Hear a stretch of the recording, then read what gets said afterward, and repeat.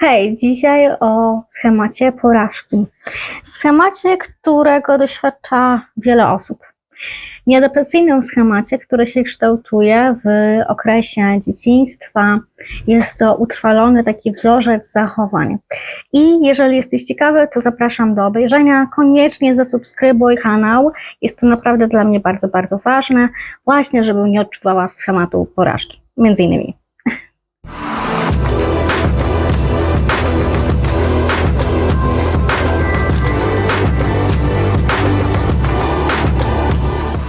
Okej, to czym jest taki schemat? Czy znane są Ci takie odczucia, w których czujesz, że nie zasługujesz na to, co mają inni, że nie jesteś w stanie tego osiągnąć? Oglądasz profil na Instagramie i widzisz, że wiele osób ma takie życie i że właściwie to im się udało i tamto, a Ty mimo chęci nie podejmujesz tego wyzwania, bo bardzo boisz się tego, że Ci po prostu nie wyjdzie. Albo nawet podejmujesz to wyzwanie i udaje Ci się na przykład osiągnąć pracę, zdobyć pracę, która jest dla Ciebie super i ogólnie masz takie poczucie, że kurczę, zaraz odkryją, że nie masz takich kompetencji, że nie masz takich umiejętności, które pozwalają Ci by tu być, więc czujesz takie ciągłe napięcie, czujesz to, że na pewno zaraz się to wyda, na pewno zaraz Cię zwolnią, na pewno zaraz ktoś Cię skrytykuje, więc pracujesz więcej i więcej, bo chcesz nadrobić to, czego według Ciebie nie masz. Czyli tak zwany imposter syndrom, tak? Czyli tutaj właśnie ten imposter syndrom należy jako jeden z elementów do terapii schematu. Schemat porażki może przypominać nieco schemat wadliwości i wstydu, o którym już mówiłam, więc zachęcam do obejrzenia tego odcinka. Natomiast one się od siebie trochę różnią. Często ze sobą współwystępują. Z tym rodzajem schematu często wiąże się unikanie. Unikanie podejmowania aktywności na zasadzie w sumie to chcę zostać reżyserem filmowym i w sumie to mam może już jakieś rzeczy, które zrobiłam, ale trzeba je podrabiać, jakieś efekty specjalne, których nie do końca potrafię zrobić, więc w sumie to mam w planach. No i tak mam w planach kolejny miesiąc i następny miesiąc i następny miesiąc, no bo ciągle mam to w planach, ale nie podejmuję tego, bo boję się tak naprawdę wewnętrznie, i to już jest taka część nieuświadomiona, że mi nie wyjdzie. Na poziomie świadomości często jest tak, jestem leniwy, więc nie robię. Wiem, powinienem robić, ale nie robię. No i dlaczego ja nie robię? No i tak może coś obejrzę, i może coś zobaczę na telefonie, może coś sprawdzę, a później się wezmę, ale się nie biorę. No i tak jak mówię, łatwiej jest się przyznać samą przed sobą, że nie udało mi się, bo jestem leniwa, niż skonfrontować się w tym schemacie z tym, że nie udało mi się, bo jestem niekompetentny. I z tego względu wynika właśnie taka strategia unikania różnego rodzaju aktywności i powiedzenia sobie, no okej, nie udało mi się, bo jestem leniwy, a nie dlatego, że coś po prostu mi nie wyszło. Mimo tego oczywiście to jest taki autosabotaż, bo jest dużo prawdopodobieństwo, żeby wyszło i po prostu jakby z założenia nie dajemy sobie szansy, no bo nie próbujemy w ogóle, więc na pewno nie wyjdzie, to jest 100%, że nie wyjdzie, a może gdybyśmy spróbowali, a nóż widelec by wyszło, a jakby na przykład nie wyszło od razu, to może byśmy pomyśleli, to tak zrobię, to poszukam innych rozwiązań, bo przecież to nie jest tak, że od razu wychodzi. Wielu naukowców było takich, których nie wyszło i musieli próbować jeszcze raz. Ta taka właśnie zawziętość, taka upartość w tym, wiara w to w siebie, że się uda, jest bardzo ważna. I to wsparcie społeczne, które nam pokaże, mamy szansę, że nam się uda. Ale prawda jest taka, że nawet mając to wszystko, jeżeli my nie wierzymy w to i my cały czas odwlekamy pewnego rodzaju aktywności, to mamy 100% szansy, że nam się nie uda. Skąd bierze się ten schemat porażki? Tak jak już wcześniej powiedziałam, jest to efekt wcześniejszych doświadczeń. Na przykład dziecko, które ma różnego rodzaju trudności w szkole, ale to nie oznacza, że jest mało inteligentne, ale na przykład ma niezdiagnozowane ADHD. Ja jako diagnosta właśnie mam bardzo dużo teraz pacjentów, którzy zgłaszają się do mnie I właśnie w kontekście tej diagnozy ADHD u osób dorosłych. I opowiadają o tym, jak straszne to było, bo przez cały ten czas przypisywali to sobie, że z nimi jest coś nie tak, a teraz mają jakieś wyjaśnienie, z czego to wynikało, że to ma jakąś nazwę, ale przez całe życie, szczególnie w dzieciństwie, doświadczali różnego rodzaju sytuacji stresogennych w domu, w szkole, na przykład podczas lekcji matematyki. Kolejny z punktów, skąd bierze się ten schemat, to mniejsze ilości wsparcia. Opiekunowie, którzy może dbają fizycznie o te różnego rodzaju potrzeby, ale często nie dbają o potrzeby emocjonalne. Czyli to są takie dzieciaki, które są po prostu zaniedbane emocjonalnie. Dzieciak, który ma mieć dostać miskę z ryżem, czy tam z czymś tam i po prostu Micha jest, to już zadbane. A prawda jest taka, że my mamy dużo więcej potrzeb niż te tylko potrzeby fizyczne. Mamy potrzeby emocjonalne, potrzeby psychiczne, chociażby bliskość emocjonalną. I jeżeli ten dzieciak jest zaniedbany emocjonalnie, to po prostu rodzic nie wie. Nie wie o tym, że w sumie to dziecko sobie nie radzi z matematyką, że ma dużo różnych trudności z tym związanych. Widzi tylko na poziomie ocen, tak? Ale nie widzi tego, że dziecko musi siedzieć dużo więcej czasu, żeby w ogóle coś zapamiętać, żeby się skoncentrować na jakichś zadaniach, że jest mu trudno, by właśnie móc sobie z czymś poradzić. I najgorzej jest jeszcze wtedy, kiedy tacy rodzice wymagają wysokich ocen i nie są w stanie zrozumieć, że są dzieci, które po prostu nie są w stanie tych wysokich ocen osiągnąć bez pomocy, bez nauki różnego rodzaju takich metod kompensacyjnych, które im po prostu pomogą. To nie oznacza, że te dzieciaki są głupsze, to oznacza, że te dzieci po prostu potrzebują innego rodzaju technik, które będą służyły do tego, żeby na przykład lepiej zapamiętały. I dzieci emocjonalnie zaniedbane często doświadczają wielu różnych aspektów, często właśnie niskiej samooceny i tego poczucia, że są bezwartościowe, że się nie nadają, że są niewystarczające, że muszą wiele rzeczy w życiu zrobić, by poczuć się wystarczające.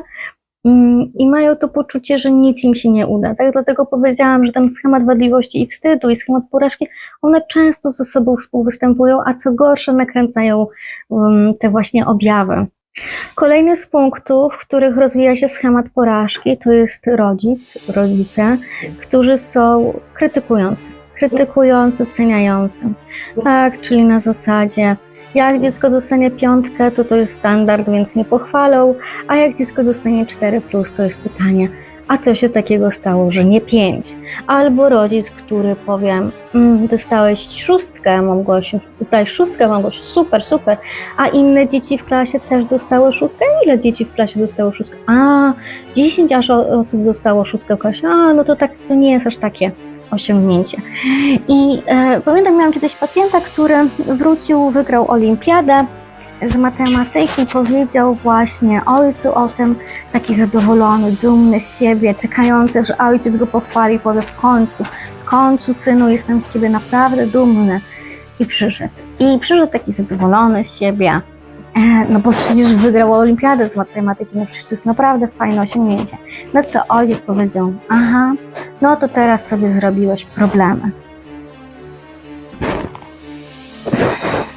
No i ciężko wykształcić w sobie znowu jakieś takie poczucie własnej wartości. No to co mam dalej zrobić? Żeby mu udowodnić, że tak, możesz być ze mnie dumny? To podnoszę sobie dalej poprzeczkę.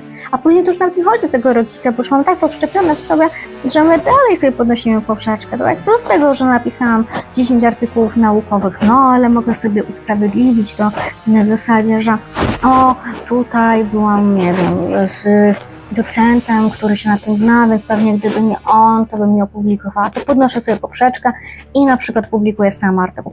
Ale na przykład, wcale to nie jest takie, bo to nie jest takie czasowisko. Mogłoby być lepsze, tak? To po prostu mi przyjęli, sama napisałam, sama publikowałam, ale czasopismo było po prostu, wiecie, gorsze, więc przyjęli.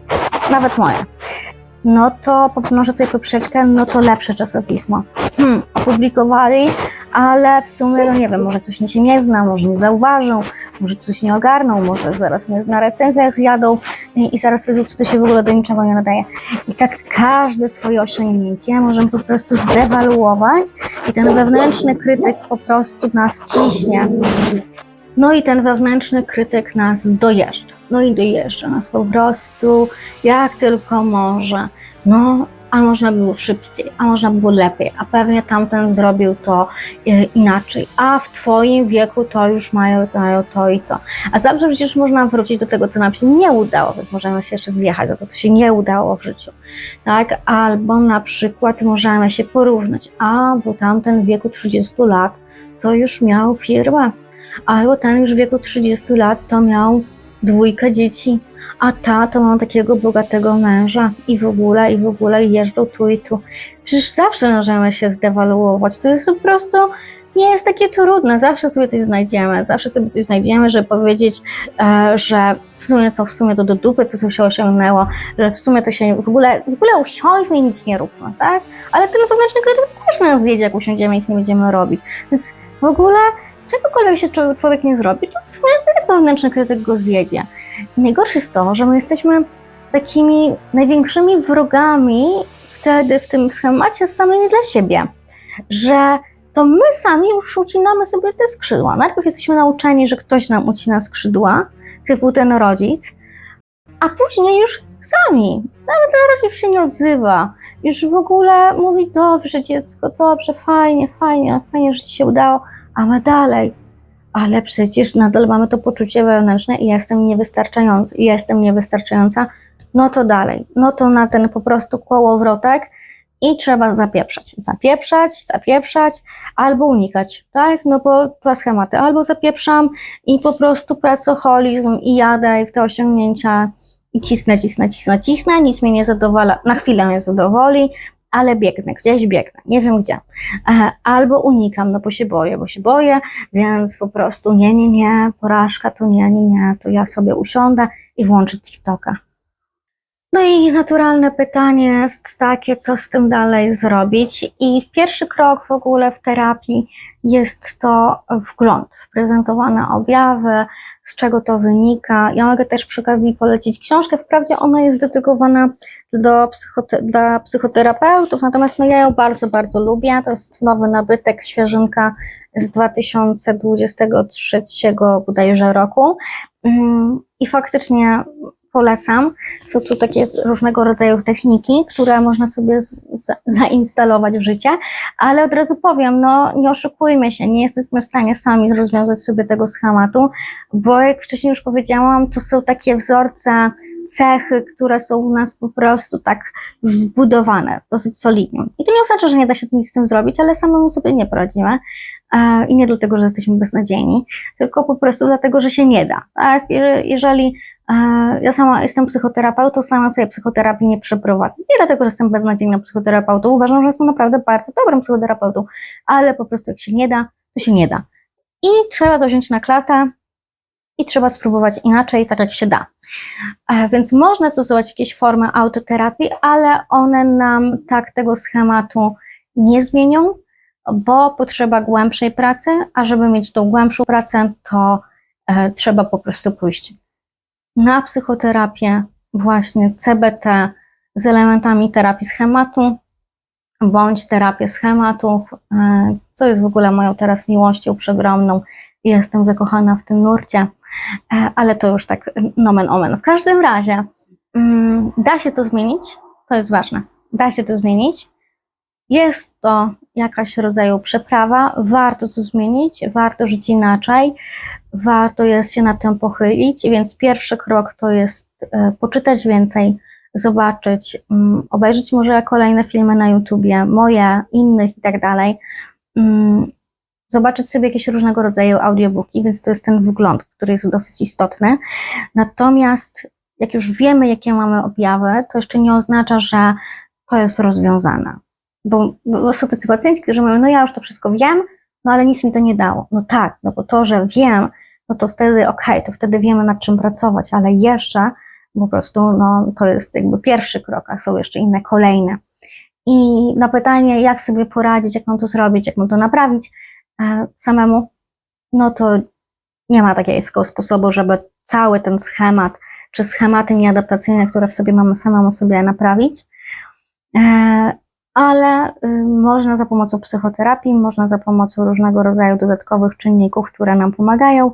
Na mojej stronie internetowej www.annakupryjaniuk jest właśnie takie materiały, które można pobrać, ale tak jak powiedziałam, one są materiałem psychoterapeutycznym, fajnie jest je zrobić, one na pewno są wartościowe, ale to nie jest psychoterapia, tak? To nie jest psychoterapia, więc to nam troszkę pomoże, ale to nie jest tak, że to będzie jakiś kamień milowy w naszym życiu.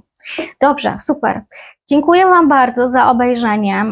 Oczywiście ten temat jest delikatnie poruszony, jest wiele wątków, które można by było dodatkowo jeszcze o nich opowiedzieć.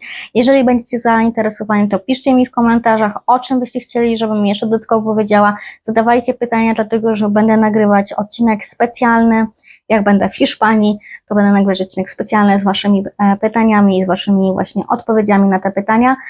Więc koniecznie dajcie mi znać, bo jest to naprawdę dla mnie ważne, kiedy wiem, że ten odbiór jest i Wam się to podoba, no to wtedy mam tą motywację, żeby nagrywać więcej, mam motywację, jest to dla mnie bardzo miłe i wtedy widzę, że jest tego sens, tak, jest tego sens, warto to robić, bo może komuś to pomoże, bo dla kogoś może jest to jakąś inspiracją, bo może ktoś się czegoś dowiedział dzięki tym nagraniu, bo taki jest cel, tak, żeby pomóc w jakiś sposób. Niestety nie mogę zbawić całego świata i nie mogę wziąć wszystkich osób na psychoterapię.